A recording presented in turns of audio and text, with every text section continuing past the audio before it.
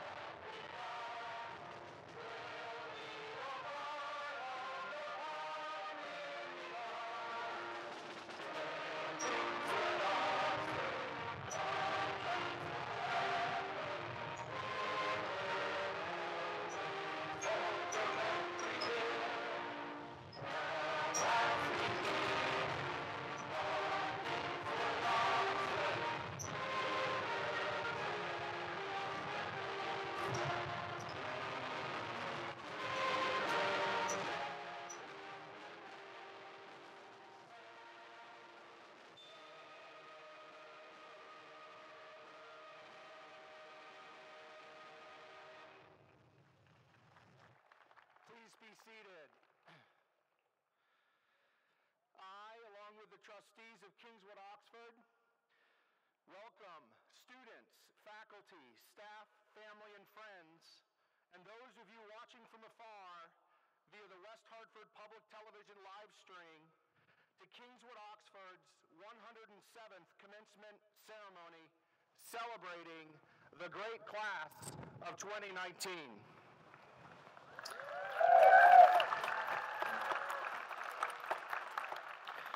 Mr. Levine, could you please come to the stage to lead our invocation?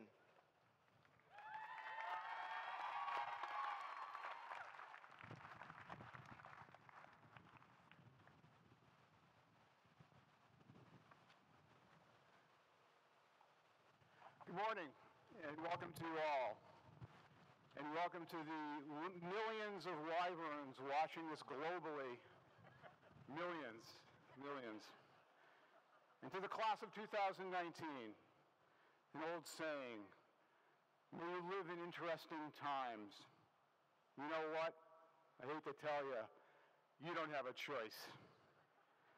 And the question for you is, what will you bring to these interesting times? Your time is now for widening. You will soon have the big chance to explore complexities you have yet to see. Give life kaleidoscope a big turn and look for new patterns and angles and connections. At the same time, you'll sharpen, and you'll find your single challenge, the profound question you have to answer, the ambiguity needing to be clarified. Scientists, you will need to solve the problems science created. Historians, make sure our collective memory moves beyond fable. Reaffirm the civility of facts in a world of spurious voices. Artists, writers, explore deeply our potentials and vulnerabilities. You have so much information to explore what we can do. I know you'll find the wisdom necessary to figure out what we should do. And all of you, accept the challenges of these interesting times with confidence and prudence and modesty. So far, so good. You have been a wonderfully caring class. You are remarkably talented. Last night, your class night, your exquisite photography, paintings, and portraits offered brief yet deep glimpses of who you are. Glimpses of you we would never catch just passing each other between classes. Your class night speeches let us know how you are ready to sharpen, to widen, ready to move on, to widen and to sharpen. Maddie, last night you revisited how an 11-year-old began the KO journey to this moment, making this your second home. Today you can slow down a little, just for a moment. And Aaron, you reminded us our imagination has neither boundaries nor borders, and often comes in unpredictable, very late-night bursts. creativity is messy and never linear, and how your experiences here defy defining by a single theme or in one brushstroke. Dan, KO never wants to be one size fits all. Last night, you made a quick visit to your earlier selves here, your classic high school moments. And through this journey, your portraits and promises were always evolving, reflecting how this community embraces an ongoing reinvention of self and celebrates at once who you are and who you will become. And Mia, we all know how this community is made, and it seems those moments between classes, and you wisely told us how friendships are built from little conversations, both coincidental and meaningful. Your promise to yourself in your 5th grade letter became real in all those little moments, moments that truly create a community of caring beyond self. And John V. and Josh, last night you showed us how humor is a community's bond. So, to the class of 2019, go do good things in these interesting times and stay connected to us. You have a community that cares about you deeply, teachers who have listened to your ideas and nurtured your unique voices, teachers who have read every word you have written, teachers who have grown with you. You know what? You may never have this again, not in college and not in life. So to all of you, a deep, deep thank you. At times you surprised us. Coltrane, we never knew you could play the piano. You certainly impressed us, and we wish you all the very, very best. Thank you.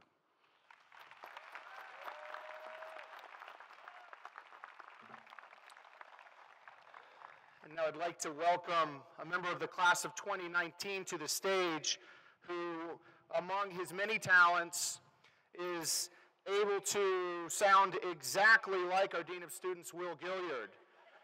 It was uncanny what he could pull off at the senior prefect skit. Matt Safalo, if Mr. Gilliard is ever ill next year, I'd like you to come to school and serve as his replacement, please, for the day. Please welcome Matt Safalo up to the stage. He will be introducing our commencement speaker.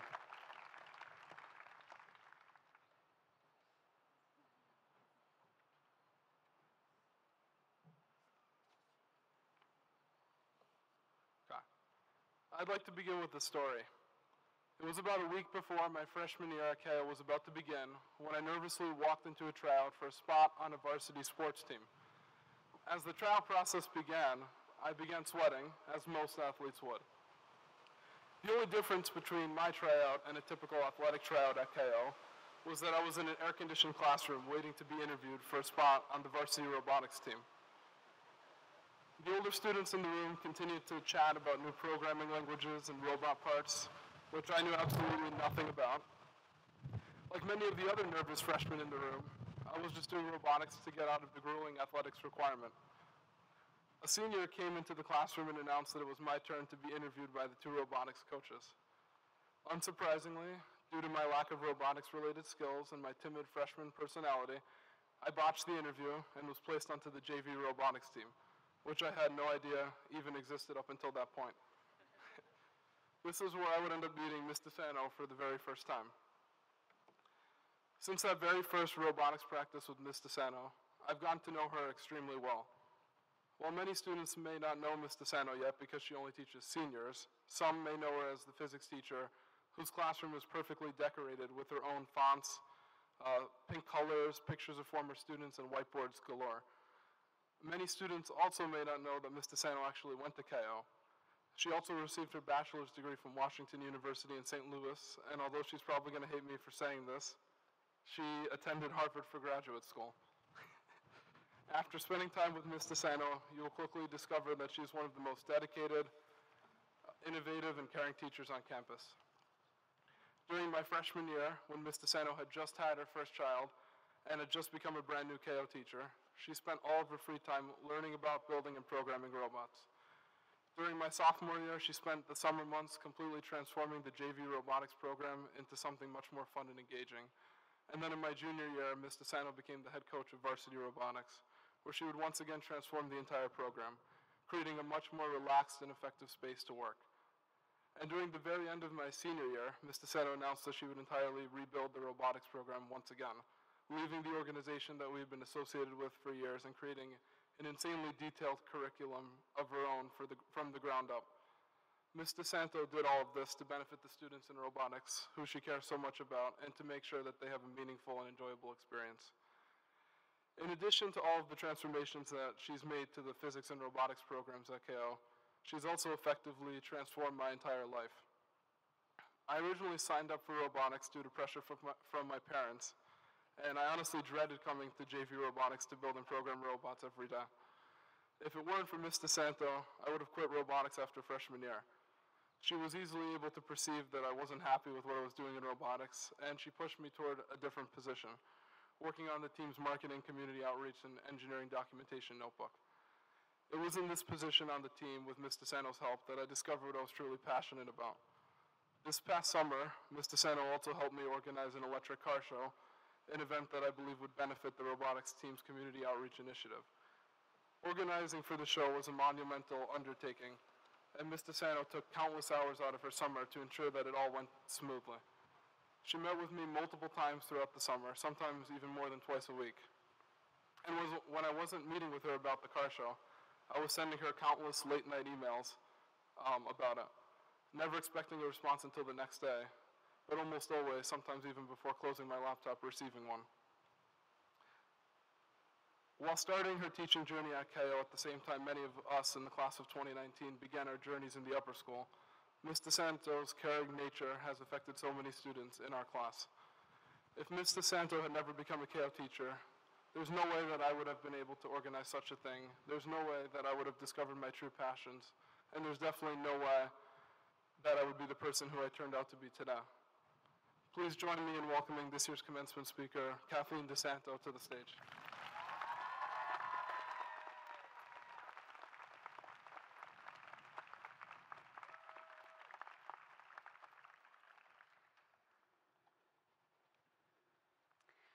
Thank you, Matt, for that lovely introduction.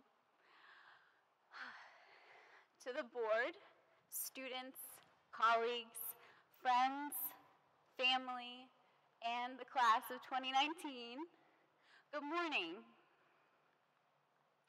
I am absolutely humbled, honored, and absolutely terrified to be speaking to you today. Never did I imagine I would be back here at KO as a physics teacher, let alone graduation speaker. Today, I can't help but think of my own graduation day. I remember it was raining like crazy, and it would have been the biggest tragedy on the planet if we had to graduate inside. We were thrilled when someone very kindly donated an enormous tent to cover this entire senior green, so that we could be outside. Yet, as I walked down that center aisle with cold water and mud seeping into my very cute sandals, I remember thinking there was probably a really good reason that going inside was the backup plan. One key reason being so the graduates could actually feel their toes. Finally, I remember sitting down in my white folding chair, watching the rest of my class carefully slosh their way to the seats, and thinking about my list, my Kathleen DeSanto list for my life. Each time I sat down to write this speech, this list is where I started, so it's where I'm going to start now. So ready? Step 1, go to Washington University in St. Louis and major in pre-med. Step 2, marry my super cute boyfriend. Step 3, go to medical school. Step 4, don't have kids because I will be way too busy being professionally amazing.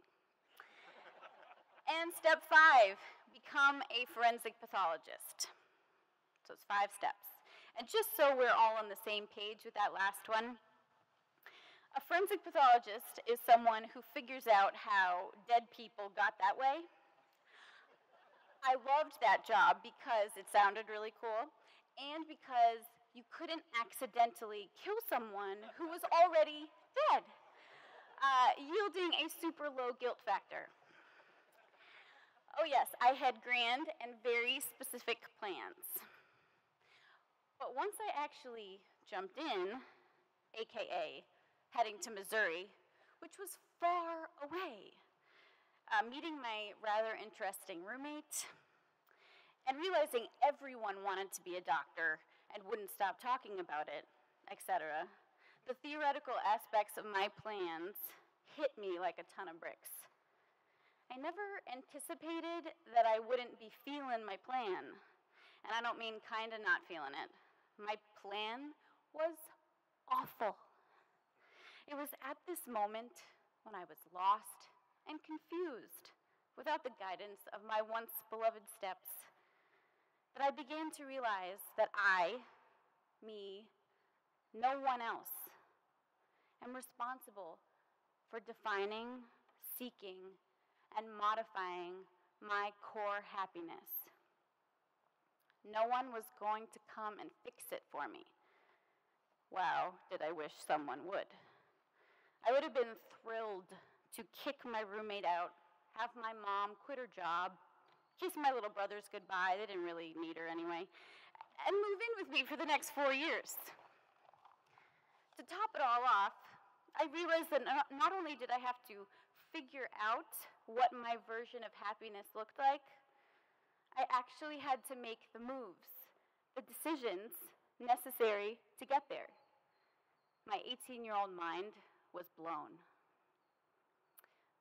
Now that you're obviously hooked and dying to know what happened next, I'm going to tell you the key advice I hope to convey through my story to you, the wonderful students sitting next to me. Please know that from this moment on, you are going to have to make a lot of decisions. Small ones, like what kind of ice cream are you feeling like right now? Huge ones, like should I have kids? Go to grad school? Yes, no? And I encourage you to hold these decisions up to your core, your gut, your values, what you feel deep down, and pick the option that feels right, feels aligned, or my favorite, feels parallel. Yes, your core feelings will change with time, but all you can do is be true to who you are at each moment. So, how did I adjust my plans to seek my own core happiness? And how has my definition of core happiness evolved? I'm going to take you back to all 5 of those steps and let you know how it turned out. So step 1, pre-med at WashU. I was about 50% right on that one. I did go to WashU. And to this day, still miss the variety, convenience, and amazing quality of the food. Particularly when I have to make dinner decisions at home. But man, did I not like pre-med from the word go. It just didn't feel right. It felt like I was doing what everyone else was doing with no real idea why. As the anti-procrastinator that I am, it took me only a few weeks to realize I had to change my area of focus. This was my first encounter, what I like to call the yucky feeling. This is my technical term for the feeling of misalignment between your core happiness and your current state. To give you an idea of how this yucky feels to me, it's kind of like fight or flight, except you've already decided to fly, but you don't know where you're going, so you're just stuck in this perpetual layover until you figure it out. In less than a semester, I switched from the School of Arts and Sciences to the School of Engineering. Interestingly, at that time, about half the freshman class was doing the opposite, going from the School of Engineering to the School of Arts and Sciences. I even had to meet with the Dean of Engineering to get special permission to make this rather unusual switch. And while that completely freaked me out, I did it anyway, despite the freshman evacuation, coupled with cautions of the administration. I needed to know for myself if it would feel right. And while the classes and the content were wicked hard, I loved every minute of engineering school. I would do the problem sets. You won't be surprised by this if you've had me in class. I would do my problem sets 3 or 4 times over again just because I love them so much. It was the first time I made a big move on my own away from home. I defeated the yucky feeling all by myself and found work that felt good to be doing inside and out. On to step 2. So I don't know if you remember this one, but step 2 was marry my super cute boyfriend.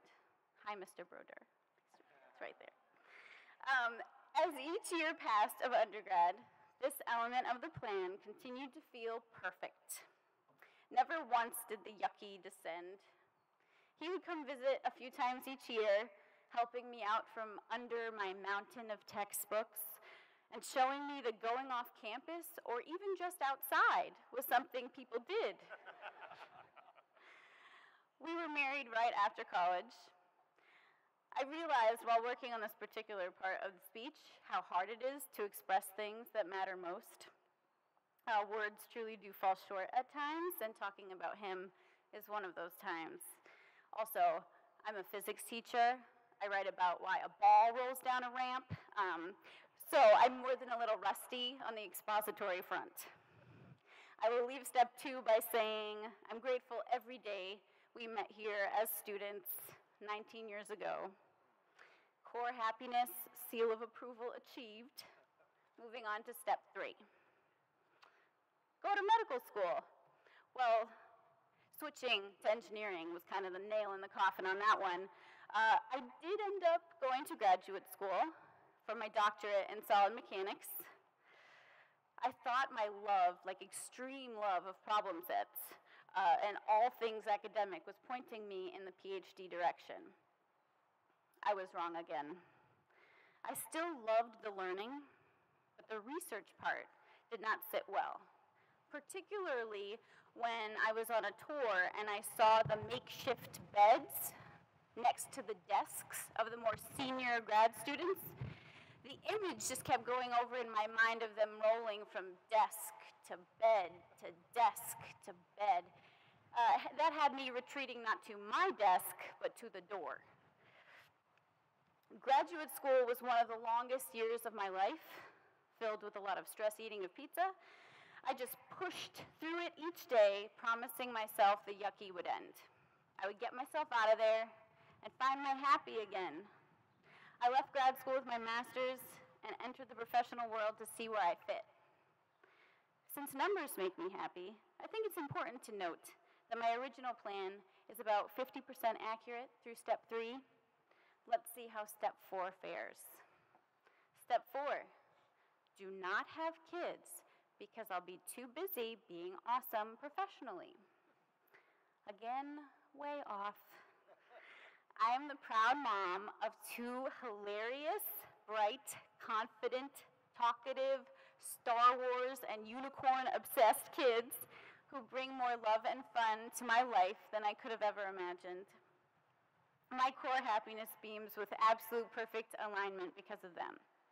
High school Kathleen has missed the mark yet again. Oh, we've made it. Step 5. Heading into step 5, again, become a forensic pathologist. I'm sitting at 38% accuracy. I was wrong about nearly everything except my husband.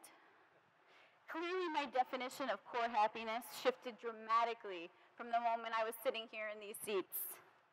And step 5 fell victim to this shift as well. Since I'm standing here as a member of the faculty, I'm sure you've guessed by now that I did not become a forensic pathologist. However, figuring out what to do after school was way more complicated than I anticipated. I began with the most logical choice, engineering. I started working at a defense contractor. But as my analysis work shifted from space exploration to destruction intending lasers, My gut was practically screaming at me to make a move. In fact, I was surprised it wasn't audible each and every day I worked in my cubicle. I attempted to alleviate the yucky that had seemed to have taken semi-permanent residence by switching to the commercial aircraft industry. While I felt awesome working on a product that didn't have death and destruction as the primary directive, work still didn't feel right. Better, but not right. I was desperate for interaction outside of endless conference calls and the precious 20 minutes I got to eat peanut butter and jelly with my cube mates over lunch. I felt that all I was doing was making a very profitable company even more money. And don't get me wrong, it's pretty cool to work on sophisticated products like engines, solve really hard problems, and do cutting-edge analysis.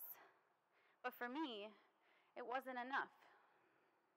My core happy level was critically low, as not only did my attempted fix fail, but I didn't readily see other options. What did I go to engineering school for if I wasn't going to do engineering? Why don't I like this? Everyone else seems to like it. What is wrong with me? After 5 years of giving engineering the best shot I could manage, I had to do something more than just switch from one engineering firm to another. I needed something big. Becoming a teacher was my big move. And I was absolutely petrified to leave the familiarity, even though it was painful, of engineering. I was a good engineer. I was good at my job. What if I can't teach? What if I'm bad at it? Would I be able to handle that? No, I wouldn't. But the second I made the jump, it was as if all the tension and stress I'd been carrying for years melted away. I felt physically, mentally, and emotionally lighter. And my blood pressure actually returned to normal, which was nice. While monetarily speaking, this was an absolutely questionable move. In every other possible way, teaching was my missing piece to my core happiness puzzle. Personally, with my husband and my kiddos, I was rocking it. But professionally, I didn't have it until I became a teacher and got to work with students, with you.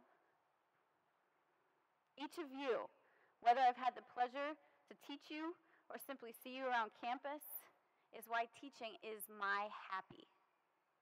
Whiteboarding with you makes me happy, and not just because I love how whiteboards smell. Listening to your stories, events of the day, or future plans makes me happy. Your often rather creative applications of Newton's laws makes me happy. It even makes me happy when you try to convince me that Macs are better than PCs, or that every robotics event should be catered, or that class should end early so you can go grab food. Okay, I don't actually like the last one though. Watching you grow and learn makes me happy. You make this the best job in the world. There we have it. My original plan was wildly off, 30% accuracy. Why did I share this story again? Because my advice to you is to be true to your core feelings in every decision you make. Doing this has led me to completely unexpected, yet very familiar, places, and to the happiest state I've ever known, with a family I love and a job that keeps me excited and inspired. My path was messy and occasionally awful, but I wouldn't change it because it got me here. I'm confident that if you do the same, align your choices, all the good things will follow. And don't forget, everyone you meet or see in the days and years ahead is doing this whole seeking happy thing. Some are actively and consciously doing it, whereas others are more passive. Not only should you always be checking in with yourself to eliminate the yucky by being aware of, kind to, and compassionate toward yourself, you must do the same for others. This whole human being thing is crazy hard, and we are all we have. There's no need to make it harder. So be kind to yourself and be kind to others as you work toward finding your happy. I miss each of you already. I can't wait to hear about how you turn your plans upside down. Please visit often and know that you always have a home at Kingswood, Oxford. Thank you.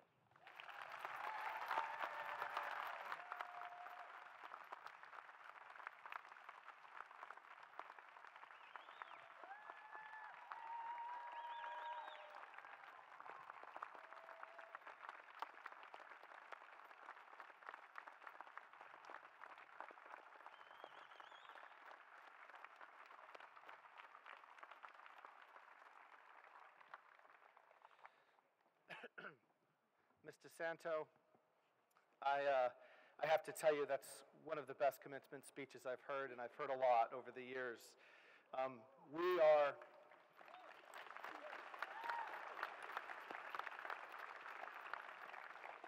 As you can probably tell, those that don't know Ms. DeSanto, Kingswood Oxford is the lucky recipient of her being attuned to her core feelings and being introspective enough and ask questions and turning your world upside down. So thank you, Kathleen, for doing that.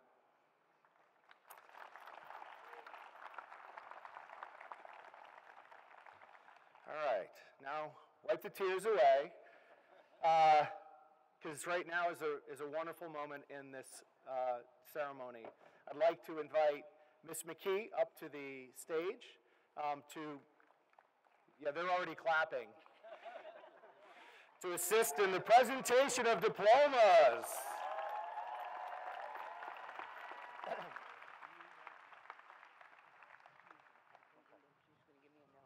Okay. Ms. McKee will read the names of the graduates, and they will come up to receive their diploma. I'm going to put this right here for you. I'm going to just...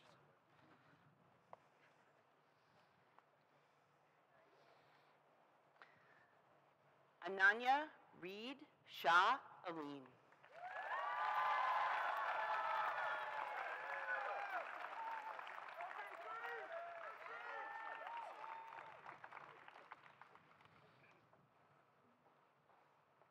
James Robert Amenta.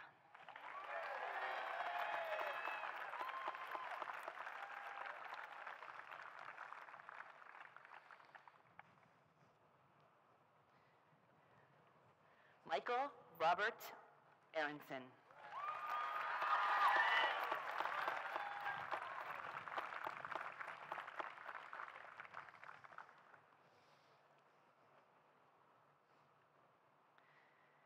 Michael Anthony Ottorino.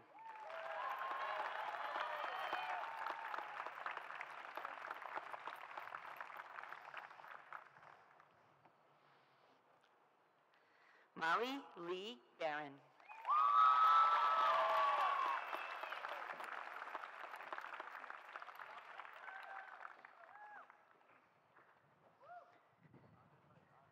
Calvin Sprague Beck.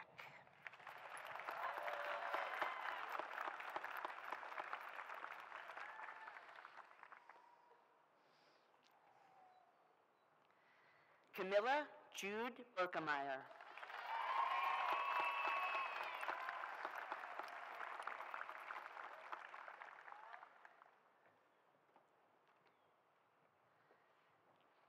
Bridget Marie Bernier.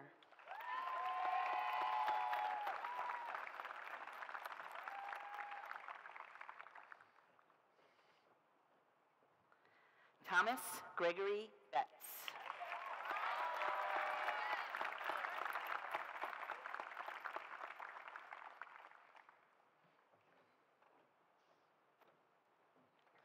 Brooks Carson Bolden.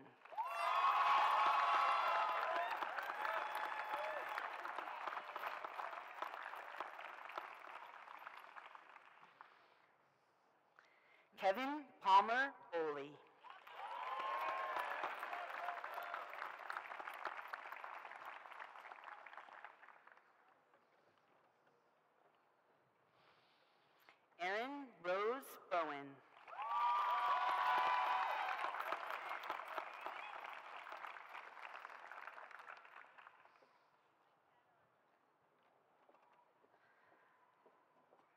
Nicholas Nathaniel Bray.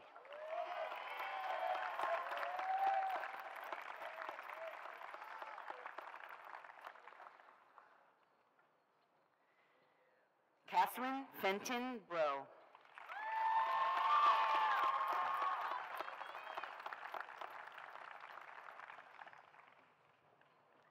Amanda Treat Bucknam.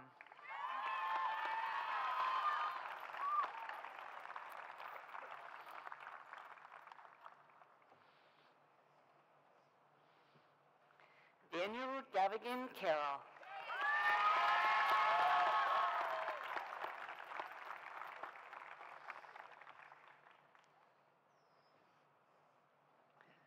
Alessia Carmela Caruso.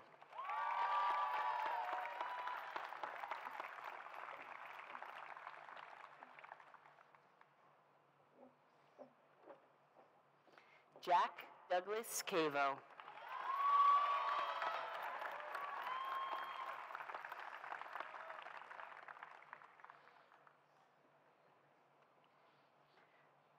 Robbie Irfan Chugtai.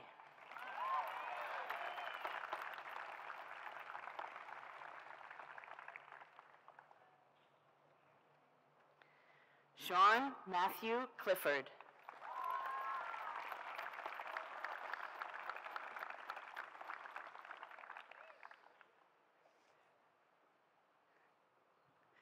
Charles Christopher Coxon.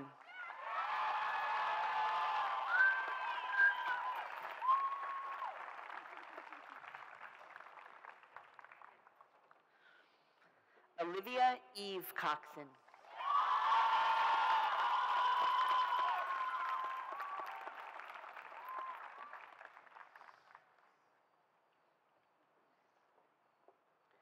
Charlotte Elizabeth Sear.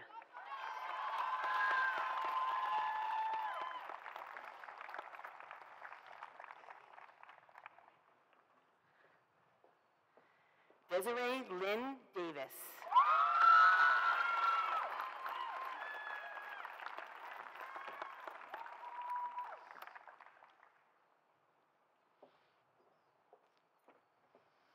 Kaylee Liana Diaz.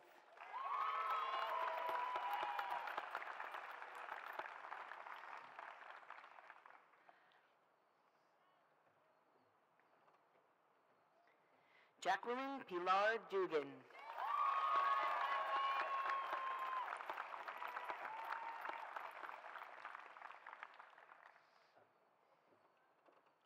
Jane Elizabeth Dunbar.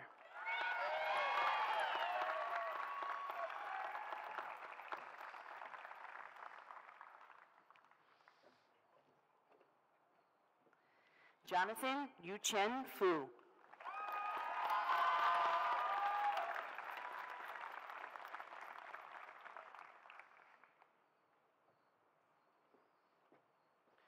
Ruiz Gao. Glad to see her.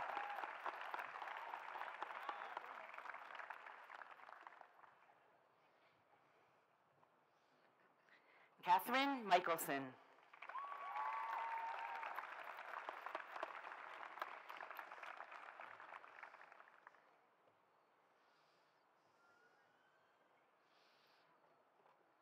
Elise Alexandra Gendrick.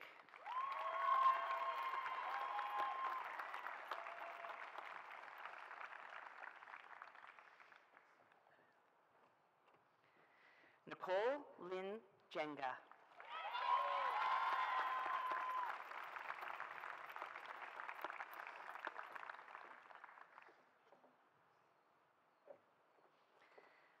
Madison Eileen Henry.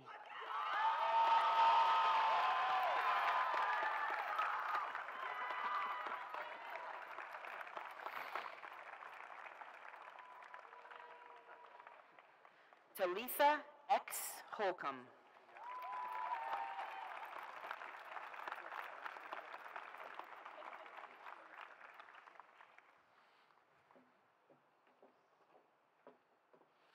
Andrew Morgan Holland.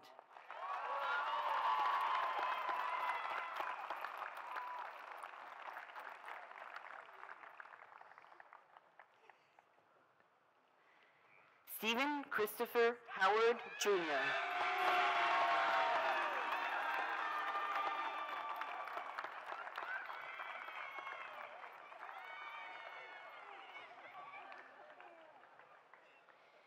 Ife Hu.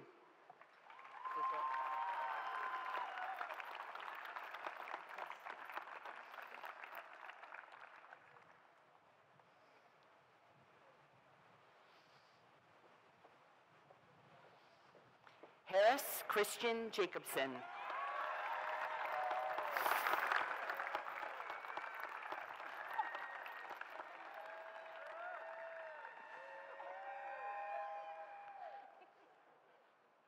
Sean W. James.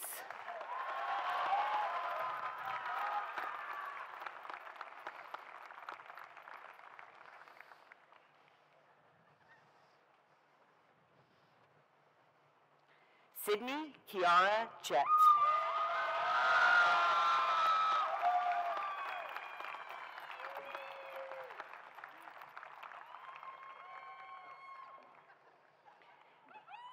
Emma Kate Johansson.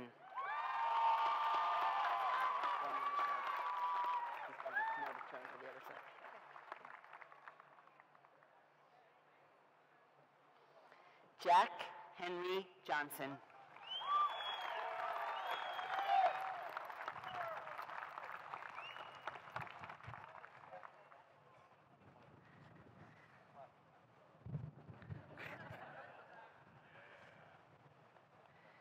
Eric Wyman Jones.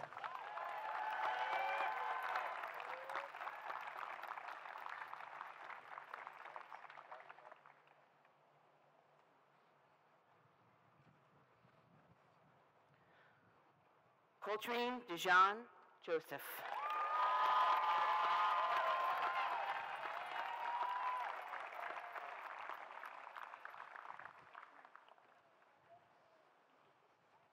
Luke Edward Lattori.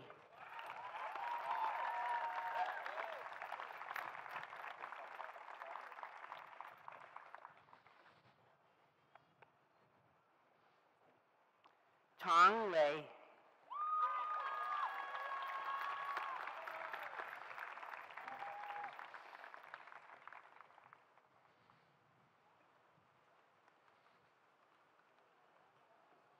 Joshua Graves Lesham.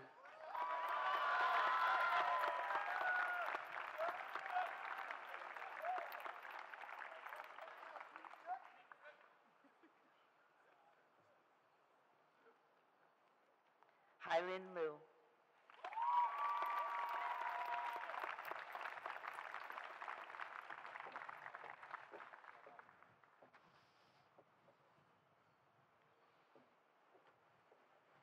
Melissa Luari.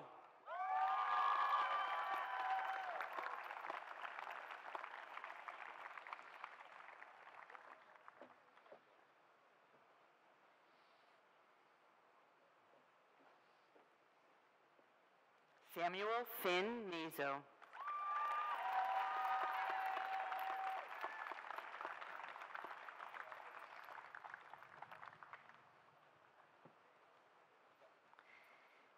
Maeve Kathleen McDonald.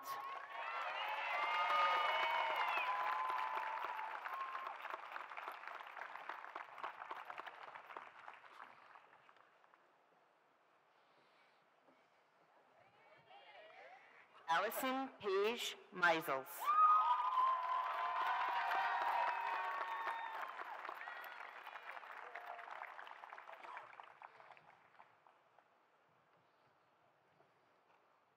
Jason Daniel Meisels.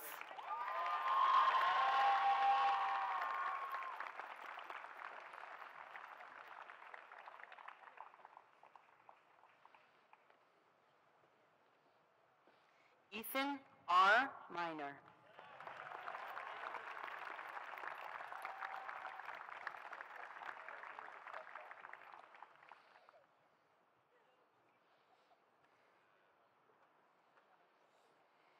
Amy Camlish Mystery.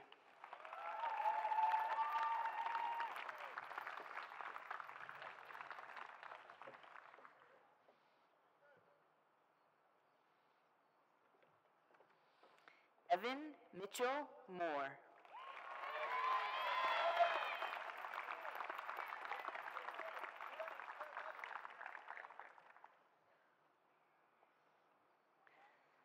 Talene Ann Norsigian.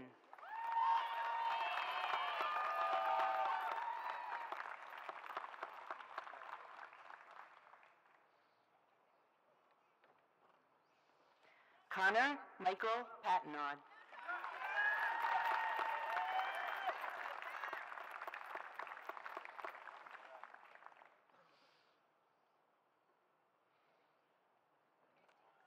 Ryan Edward Peterson.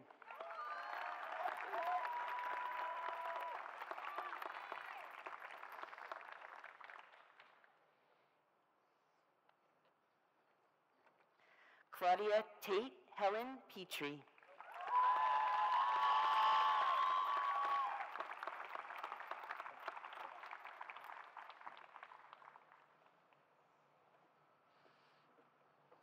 Kyron Tyreek Petaway.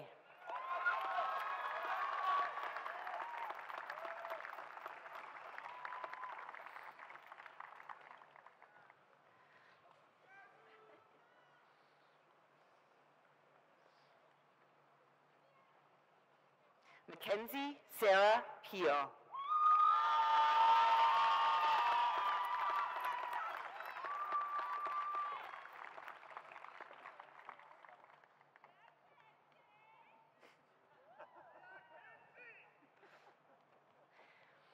Benjamin Ryan Poulios.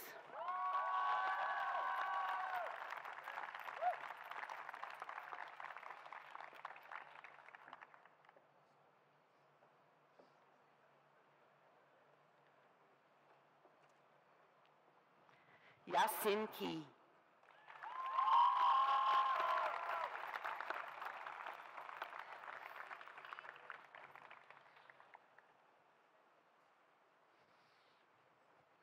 Isabel Carmen Raymond.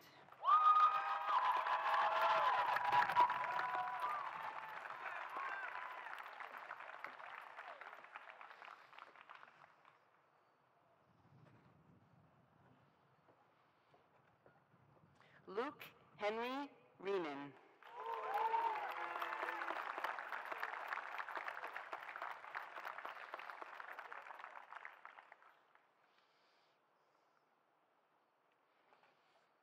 Matthew D. Safalo.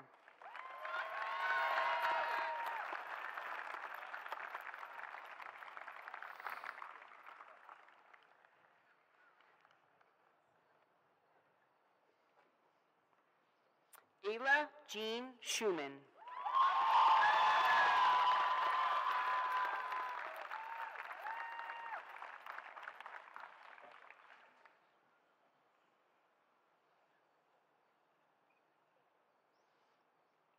Nell Rosalind Schwartz.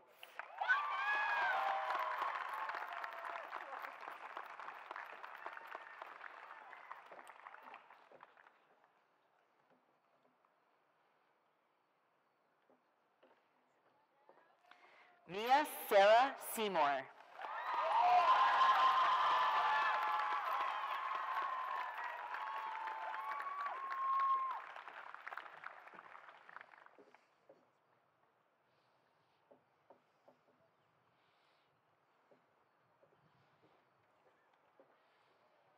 Aiden Joseph Shea.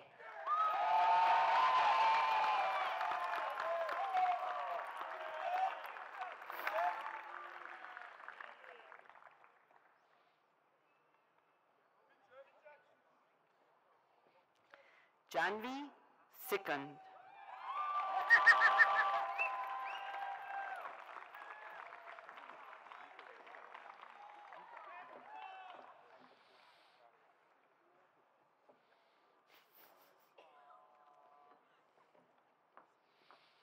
Benjamin Junming Small.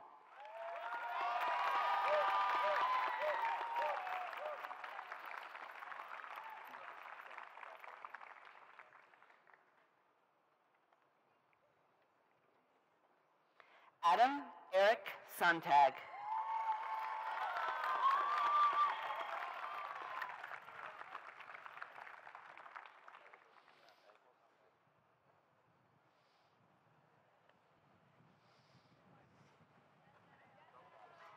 Nicholas Charles Spina.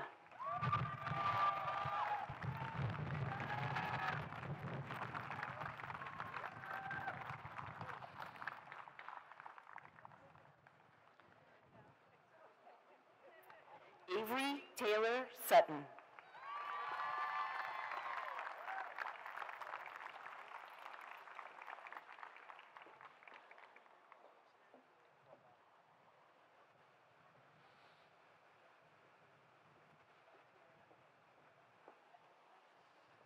Garth Everest Swanson.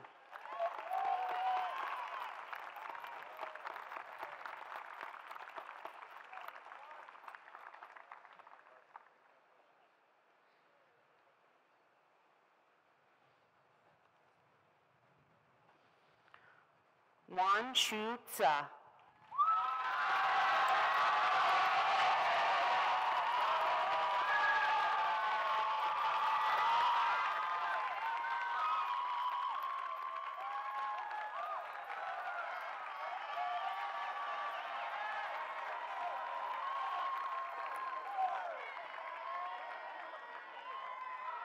Zachary Allen Waskowitz.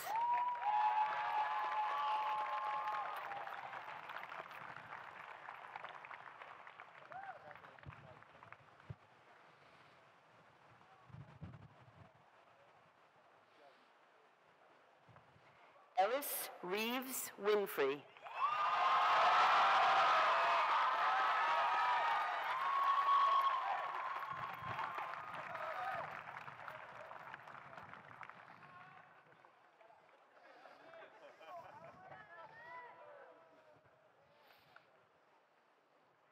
Leanne Rachel Woolman.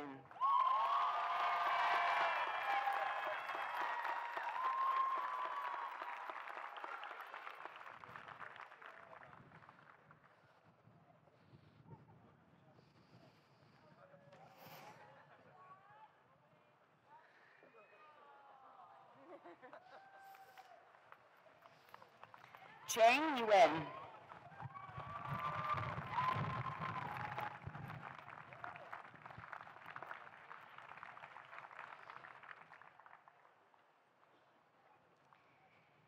Yichin Zhao.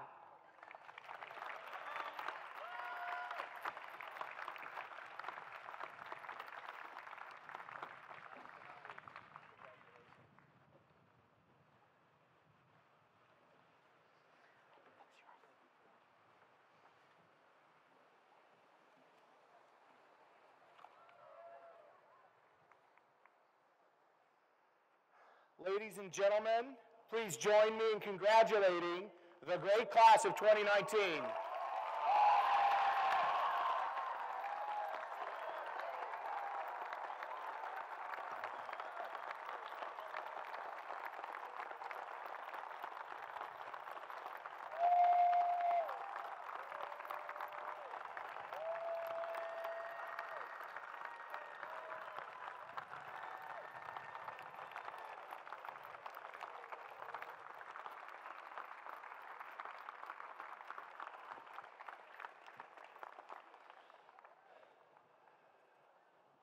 It is customary at Kingswood, Oxford, for the head of school to give a charge to the class of 2019. And I will try to do that now.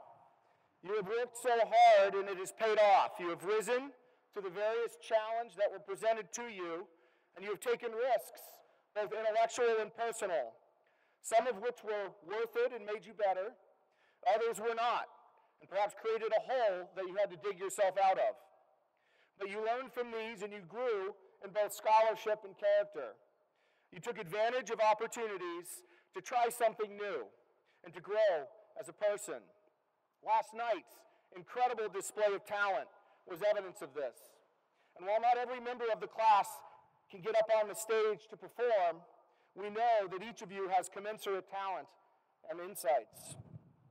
While your success, this diploma you just earned, is certainly the result of your own efforts and the many sacrifices you've made, I also think it would be short-sighted of us were we not to take a quick moment to recognize the many people who have helped you to get to this point. First, Would the parents of graduates please stand?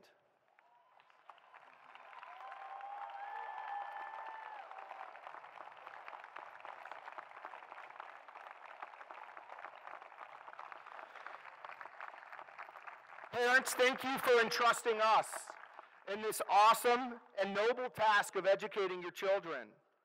Students, I suppose I should say alumni now, your parents have been your biggest supporters and have made more sacrifices than you could possibly count in time, money, and energy, and sometimes at the expense of their own emotional stability, I assume, to ensure that you become the thoughtful and well-adjusted young adults that you are. To the trustees of the school, if you could please rise.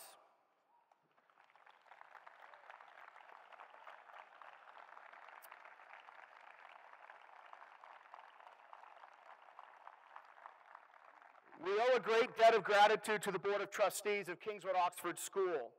Though you do not have the great privilege that we have of interacting with these incredible kids on a daily basis, we as a school would not exist without you. Your dedication to the mission of Kingswood Oxford, your tireless commitment, your time, your philanthropy, and your wisdom have also made it possible for this incredible class to become graduates of this wonderful school. So thank you, trustees.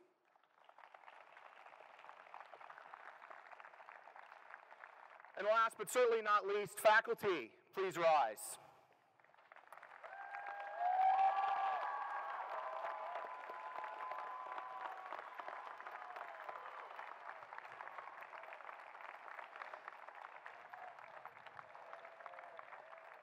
Where would we be without the faculty and staff of this incredible school?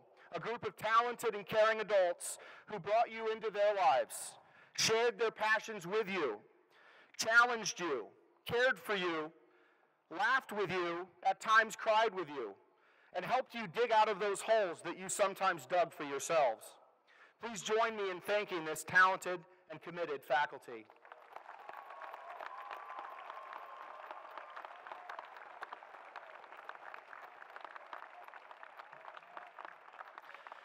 To the graduated class of 2019, my charge to you is pretty simple. It does not ask you to go forth and prosper, or conquer the barbarians on the other side of that mountain, or even to go out and change the world. My charge to you is to slow down, to breathe, to take care of yourself, and to pursue happiness, as Ms. DeSanto suggested. As Ferris Bueller said in his very famous day off, life moves pretty fast. If you don't stop and look around every once in a while, you could miss it. Don't miss it. In the coming years, you will be pushed and pulled in one direction or another. You will face challenges and stressors in your life, in college, and in your job. You will feel the pressure to be successful, to achieve someone else's version of success. Your ability to enjoy the journey and manage trying times will be far easier if you're enjoying the moment and not putting too much pressure on yourself as you travel. One of my favorite bands from the 1980s, the Talking Heads, which probably a lot of you don't know, I don't know, but they warn us in their famous song, Once in a Lifetime, about a looming existential conflict. And you may find yourself behind the wheel of a large automobile. And you may find yourself in a beautiful house with a beautiful wife. And you may ask yourself, how did I get here? The singer David Byrne suggests that he reached the pinnacle but lost sight of how he got there.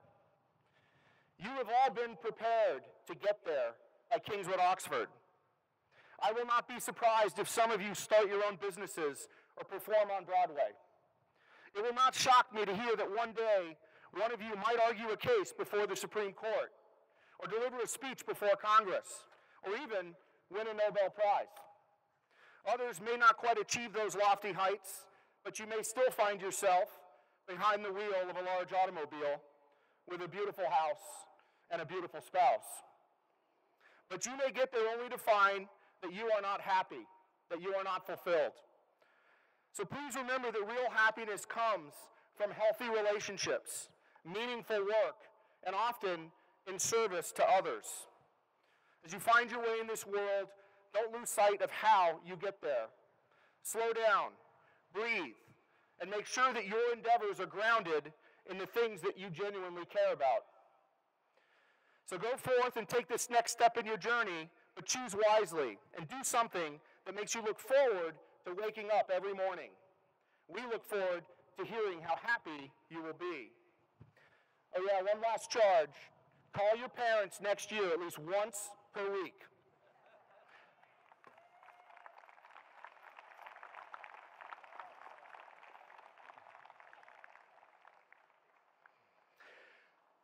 We are about to close, but I'd like to thank the musicians, the buildings and grounds crew. I'd like to thank Carolyn McKee for everything that she's done this year as the interim head of upper school, in addition to handing out the diplomas.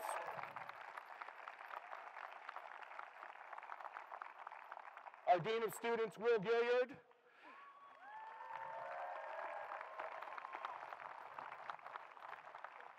Our sixth form Dean, Ron Garcia, also old guy as we now call him. And of course, my assistant, Sherry Malinowski, who actually runs this school, I've learned this year.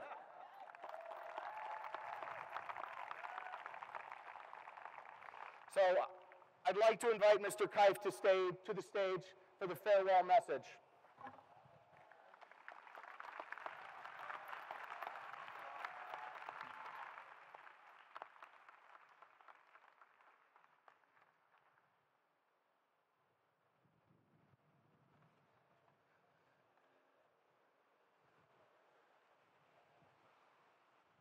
Class of 2019. 50 years ago, in 1969, Kingswood School and Oxford School joined forces to create Kingswood Oxford.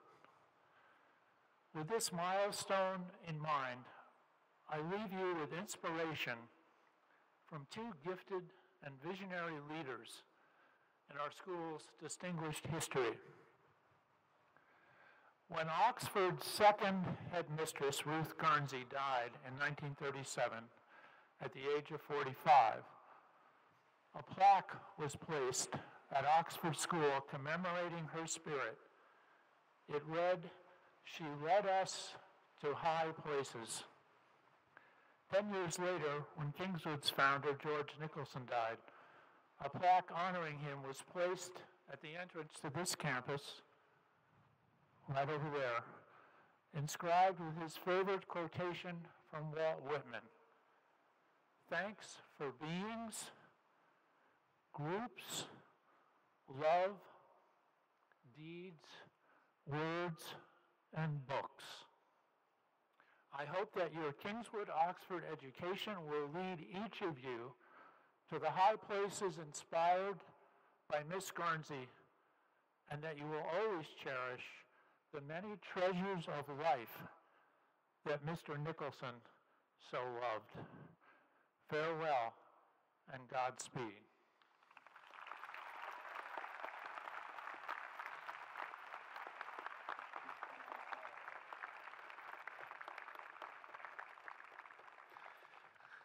Now, Kingswood Oxford has a somewhat odd tradition that a senior is not officially a graduate until he or she has shaken the hand of every faculty member at the school. So seniors, as you are about to process off the green, please make your way to the receiving line to participate in this awesome tradition. Can we have the recessional music, please? Faculty.